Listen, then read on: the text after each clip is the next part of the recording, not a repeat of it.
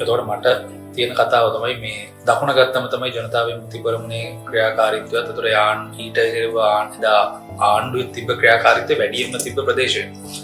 එතකොට මේ කියන කාල සීමාවේ ඔබතුමාලාගේ ක්‍රියාකාරීත්වය කොහොමද මේ සම්බන්ධයෙන් ඔබතුමාලා තරුණයෝ හැටියට ඉන්න ඒ කාල සීමාව 89 කාලේ ප්‍රබලව මේක ක්‍රියාත්මක වුණේ. ඉතින් ඒ කාලෙ තුල දැන් එතකොට මම මාත්‍ය සම්බන්ධ වෙන්නේ 65 ඉඳලා. 65 මම විද්‍යාව දෙන්න කාලෙම ඉඳලා තමයි 70 මැතිවරණෙත් ඇවිල්ලා පැවිලා සම්පූර්ණ විද්‍යාවේ ළමයි ටිකයි කොල්ලෝ ටිකයි සිරවවිලා මේ හිතන්නේ 100ක් මාරක් විතර ඇවිල්ලා ගම්මාන වල වැඩ කරේ. ඒකල තමයි අපේ සම්බන්ධතේ තියෙන්නේ අනුව මම කියන්නේ කාලයක් 89 වෙනකොට 72 වෙනකොට තමයි ගියා 89 වෙනකොට තමයි ප්‍රබල ලෙස 72 තමයි 1965 ඉඳන් මහින්ද මහත්තයාගේ විද්‍යෝදේ ළමයි එක මෙහෙනාවේ අයියේ 65 තමයි මහින්ද මහත්තයා විද්‍යෝදේ पुस्तकालय सेवे के ඊට කලින් චමල් රාජපක්ෂ මහත්තයා අයියා එස්සයි ගියා. ඊට පස්සේ චමල් මේ මහින්ද මහත්තයා දෙන්නපත් වුණා. ඒ කාලෙදලා ටිකට් දෙන්න ළමයි ඉතින් සම්බන්ධතාවයන් ටිකක් ගොඩ නැගුණා. 77 මැතිවරණ එතකොට මේ විද්‍යාර්ථි මහින්ද මහත්තයා ඉල්ලුවා. එතකොට ඒකට ශාල වශයෙන් විද්‍යෝදේ කට්ටිය ළමයි ටික තේරෙම මෙහෙ ඇවිල්ලා මෙහෙ ගම්මාන කරා හැමතැනම විදගෙන ලොකු එකක් කරා. ලොකු කැම්පේන් එකක් කරා. ඒක තමයි අපේ මේක පටන් ගත්තේ. මේ දවස්වල මහින්ද මහත්තයාට එහෙම සංවිධානගත කිරීම ශක්තියක් තිබ්බා. සංවිධානගත කිරීම ශක්තියක් තිබුණා. විශේෂයෙන්ම කතා කරපුවම දැන් අද ඉන්න තරුණ ප්‍රජාව සමහරක් වෙලාවට කියනවා මහින්ද මහත්තයාට විවිධ නම් වලින් ආමන්ත්‍රණය කරනවා විවිධ දේවල් කියනවා. සමහර දැන් ගත්තම ජනතා විමුක්ති පෙරමුණ වෙනුවෙන් සමහරක් වෙලාවට මහින්ද මහත්තයා පෙනී ඉඳලා තියෙනවා. ඇත්ත වශයෙන්ම පෙනී හිටියා. කොයි වගේ තැන් වලින්ද පෙනී ඉඳලා කියන්නේ උගක් දැන් ඔය මේ ප්‍රශ්න වෙච්ච වෙලාවට දැන් ජනතා විමුක්ති පෙරමුණේ ප්‍රසන්ත කියලා දෙන්නෙක් මරුවනේ. ඒකට මමත් කාල්ට නෙවෙයි හිටියේ. වසේ ඒක වසේ මම වාට බලන්න පිටිය බලන්න. ජයවර්ධන මහත්තයාගේ ආණ්ඩුවනේ. එතකොට රජයෙන් තමයි එක මැරුවේ. එතකොට UNP ආණ්ඩුවේ කාලේ. ඒ වෙලාවේ තමයි මහින්ද මහත්තයා ප්‍රබල ලෙසකට මැදිහත් වුණා. STF එකේ ප්‍රධානී හිටියේ මේ ජේ.ආර්. ජයවර්ධනගේ පුතා. රවි ජයවර්ධන. තමයි මහින්ද මහත්තයා කියන්නේ මේගේ අම්මාවෙන් මෙයාගේ මරලා තියෙනවා. නෑ ගාවෙන් කරන්න ආර මේක ඊපස්සේ තමයි ඊට බලන්න. බලලා හැබැයි මේක බලන්න පිළිගත්තොත් වාම මේ මට එක පොරොන්දුවක් දෙන්න මේ අමුදා මේෙන් අයින් කරගන්නවා. එතකොට ඒක ප්‍රශ්න නිසාම මම මේ කාල්ටන් එකට ගිහිල්ලා ඒ මගේ ජීවිතය ආරක්ෂා කරගෙන ඉඳලා මම හිටියේ වගේ තව 1000ක් විතර වගේ කට්ටිය හිටියා. ඔබතුමාත් කී කාල්ටන් එකට ආරක්ෂා කරලා ඒ වෙලාවේ මම එතකොට මාකට් ඩිපාර්ට්මන්ට් වැඩ කරේ. මම ඒ වෙලාවේ මම ගියේ ඇත්ත වශයෙන්ම මගේ ජීවිතය ආරක්ෂා කරනවා මෙහෙ ඉන්න බැරි නිසා. මෙහෙ මම අල්ලපු ගත්තේ වලවල් වල බහලා තමයි හිටියේ. රැට හැමදාම මధుරයකට අරගෙන ඒ බලකට බහලා වෙ ඉන්නවා. ඒ රැට මිනිස්සුත් ඇවිදිනවත් දැනෙනවා මට. මේ මම ඉන්න තැන දන්නේ නැහැ. ඔයලා ඉතින් බැරිම තැන අන්තිමට ඉතින් මම කිව්වා මම තිරුන්නේ බැරිම පිළිතුරු තමයි කියන්නේ. විශාල පිරිසක් ඒ වගේම කට්ටිය හිටියා. විශාල පිරිසක් කියන සාමාන්‍යයෙන් ගම්වලින් එක ප්‍රශ්න තියෙන අය ඒගොල්ලන්ට මේ වුණාම තමයි මට ගෙන්න ගන්න ඉතින් අර ටයිම් එකයි කියන ප්‍රශ්නේ පෙර ආවනේ ප්‍රශ්නාවනේ. ඒකටම ප්‍රශ්නාවනේ ඒකට ඉලීටියම් වාක්‍යතරේටි මට තමයි එළියට ගිහුත් දෙන්න මරුවා. ඒක කවුරුහරි බේරගෙන ගියා නම් ඒ තමයි මරුවා. ඒතර මහින්ද මහත්තයා එහෙම පිරිසක් විතර ආරක්ෂා කරනවා කියලා ඒකට ආණ්ඩුවේ ප්‍රශ්නයක් තිබෙන්නේ නැහැ. දැන් ආණ්ඩුවේ ප්‍රශ්නයක් තිබුණේ නැහැ. ඒත් තමයි මහින්ද මහත්තයාගේ මේ පිරිසක් ටිකක් හිටියා වෙනම මහින්ද මහත්තයා සිකියුරිටි එකක් හිටියා. ඒ අය තමයි පාලනය කරේ. මේ කරගෙන හිටියා. ඒතර කන්න බොන්න තේරෙම මහින්ද මහත්තයා වේදෙමි තමයි දුන්නේ. ධර්මයට විශාල සෙනගක් හිටියා. දැන් තමයි සේරම කට්ටිය හිටියේ. දැන් විශාල පිරිසක් හිටියා. අල්පවත්තර නැතිසිට මහල දිගෙන මේ එහා පැත්තේ තියෙන ඒක හිටියා කට්ටිය. ඒකද වඩා පබ්ජෙලි මේක කට්ටිය හිටියා. ඒ වලට ඉඳලා ඒතර රැට යනවා දෙට එනවා රැට ආයෙනවා ඒ දී තත්ත්වෙ තිබුණා රැට නිකන් ප්‍රශ්න ඒකත් ඒක තිබුණා ඉතින්. ඒතර මහින්ද මහත්තයා නීතිඥයෙක්වරයා හැටියට මේ පැත්තේ තිබ්බ නඩුව කටයුතු වලට කතා කරා. යා තංගල්ල මිලිපිටිය සාගවල මහින්ද මහත්තයා නිරන්තරවම ගියා. මහින්ද මහත්තයාට හොඳ ගාණක් එම හම්බ කරගන්න පුළුවන් මහින්ද වැඩ මහත්තයා යන නඩුවට විතරයි සල්ලි ගන්න. දැන් බාරගත්ත නඩුවට විතරයි අනිත් එක ගියාට පස්සේ අනේ සර් අපේ පොට්ටක් දින්නේ ආර මේ කතා කරන්නේ. ඒ වෙනකොට 10 12 තමයි කතා කරන්නේ මිනිස්සු බේරගන්න බේරගන්න. ඒ තත්ත්වයක් තිබුණේ නැතවලු.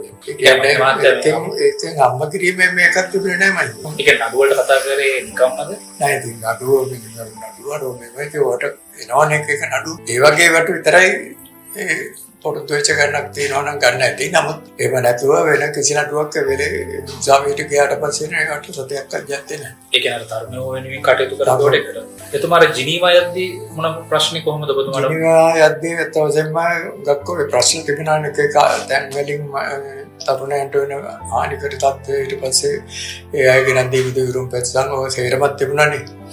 ඒ වගේ වෙලාවකදී මහින්ද මහත්තයා ඉතින් ඔය ඒ විස්තරත් අරගෙන යන්නාතරෝගේ යාපෝට් එකේදී සේරම දුරගත්තේ. අන්ඩුවෙන් දුරගෙන ඊට පස්සේ ඒ ගමන වැළකුණානේ. ඒක තමයි එතන ඒ වෙලාවේ අතවසෙම උග දෙනෙක්ම මම හිතන්නේ විශාල පාවතාවකට පත් වෙන මේ තිබුණ කැම්ප් තිබුණ මේ අතර වටේම නම් දැන් කැම්ප් දාලා ඒ වගේම මිනිස්සු ඇවිල්ලා පොලිං වල ගාලෙක් යනවා පෙළපාණි ඒගොල්ලන්ගේ මේ විදිහ. දැන් මහින්ද මහත්තයා විතරමද ඔය වෙනුවෙන් පෙනී හිටපු එකම නීතිඥයා ඒ වෙලාවේ ඉච්චර හිටියේ. කවුරුත් හිටියේ නැහැ. ඒකට මේකේ හිටියා මේ විජේදාස ලියනාරච්චි කියලා හිටියනේ නීතිඥවරේ. මේ විරකටි මහත්තයාගේ ඥාති ඒ මරුවානේ. එතුමා මරුවානේ රටේ අමුදායෙන් මරුවා. ඒ පෙනී හිටියටද? ඔව් ඒ වගේ මේකත් එක්ක තමයි මරුවේ ඉන්නේ. ඒකට ඒ ජීවිතේ කියන්නේ මේක කෙනෙක් හංගාවෙන්නේ මරුවේ.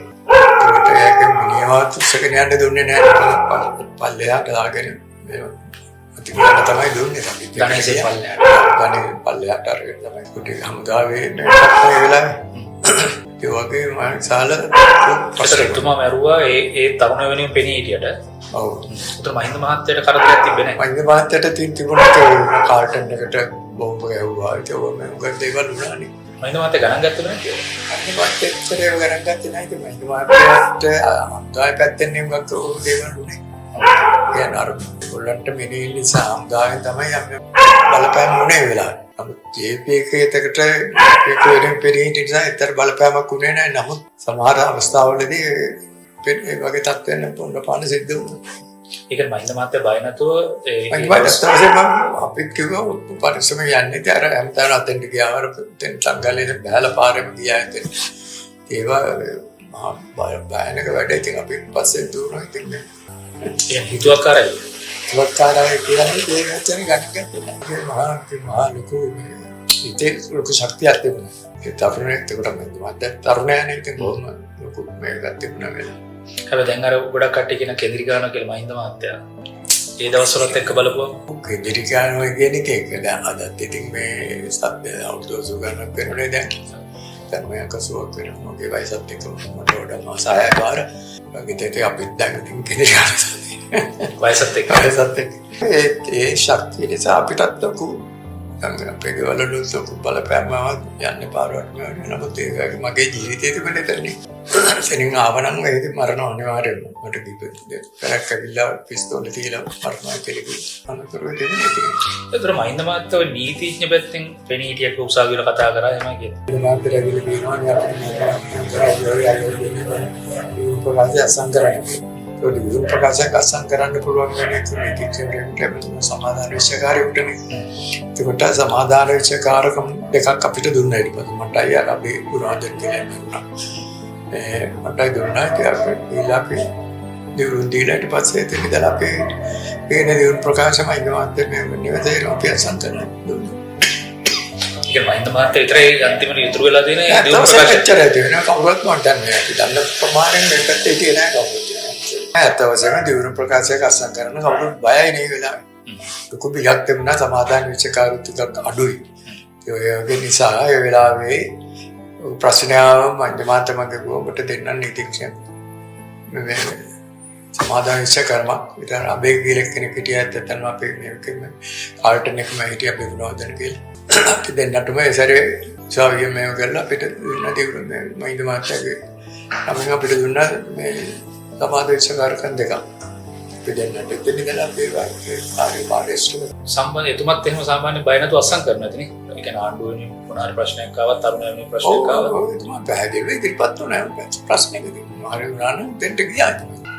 පස්සේ තියන්නේ කලින් මේ මහින්ද මහත්තයා ඇහුවා මට යන්න මේක පිළිගත්තොත් සත්‍ය සිද්ධිය වුණොත් එහෙම මොකද මට මෙන්න මේ දේ කරන්න ඕන. ස්ටීෆ් එක අම්බතරේ අයින් කරගන්න. ඒක තමයි කොන්දේ කියන්නේ. මම ඉතින් ටෙලිෆෝන් එකෙන් කතා කරපු දේ තමයි මට කලින් අනිවාර්යයෙන්ම දේවල්ට මට ඒක තමයි කරන්නේ.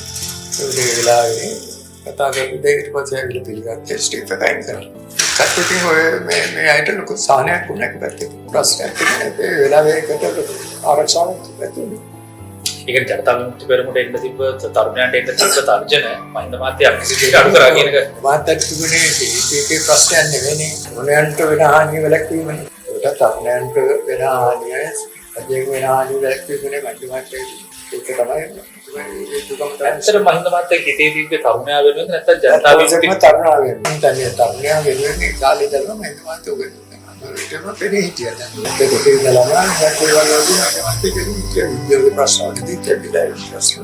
මොකද වර්තමානයේ ගැන අපි බොහෝ දුරට දන්නවා. හැබැයි අපිට දැනගන්න ඕන මහින්ද මහත්තයා දැන් ඔබම කිව්ව තරුණයෝ වෙනුවෙන් පෙනී හිටියා කියලා කිසිම පක්ෂයක් ભેදයක් නැතුව.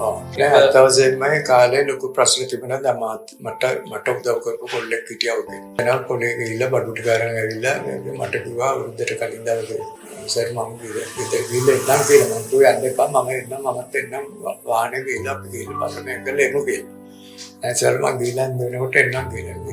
ඊට පස්සේ යනකොටම බෙල්ල කපලා බස් වලට ගිහලා ආනවල කන්නේ ගොඩනෙක් එළියට ගිහින් හැම කෙනෙක්ම මැරුණා. කියන කාල සීමාවේ මහින්ද මහත්තයා කාල්ටන් එකේ තියාගෙන හිටපු අය එළියට ගියොත් මැරුණා. يعني ඒකට ආණ්ඩුව කියන්නේ ඒගොල්ලන්ට ලොකු තර්ජනයක් තිබුණා ජේපීකට ඒ වෙලාවේ. ඇත්ත වශයෙන්ම මම පිළිගත්තේ විදිහට තමයි මහින්ද මහත්තයා හරි අවංකව මම හිතන්නේ හැම කෙනෙක් පිළිබඳ ලොකු විශ්වාසයක් තිබුණා. ඒ විශ්වාසය තමයි මම හිතන්නේ ගත්තොත් එතකොට මේ හානියක් වුණේ නැහැ.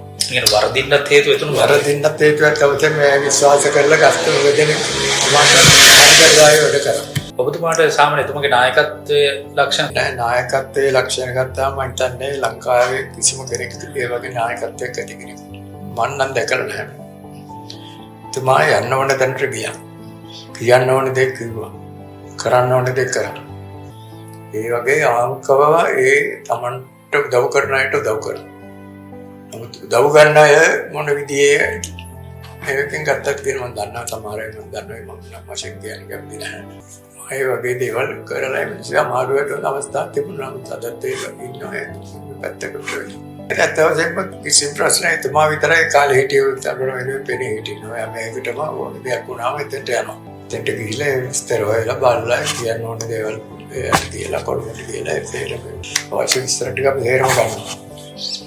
මම තේ විරුද්ධ සංකල්පය පිටපත් කරනවා වාතේ ගක් කරගෙන ගියා ඉතින්. ඒ කියන්නේ ගෙදර ඉස්සරහෙන් කතා කරලා යන්න බැරුණා පස්සේ කතා කරනවා. පස්සේ හරි ගිහිල්ලා කතා කරනවා. ඕනේ ගහගෙන යනවා ගිහිල්ලා කතා කරනවා. සමහර චරිත ලක්ෂණය තමයි මාගේ තිබෙන අවංකකම. කියන්නේ ඒක හරි ලෙන්ගතකම ලොකු දෙයක්. ආශ්‍රය කරා නම් ආයෙ නිකන් ඒක මේ ඉතින් ආරක්ෂා කරන විසක් ආයෙ හානියක් වෙන දෙයක් කරන්නේ නැහැ.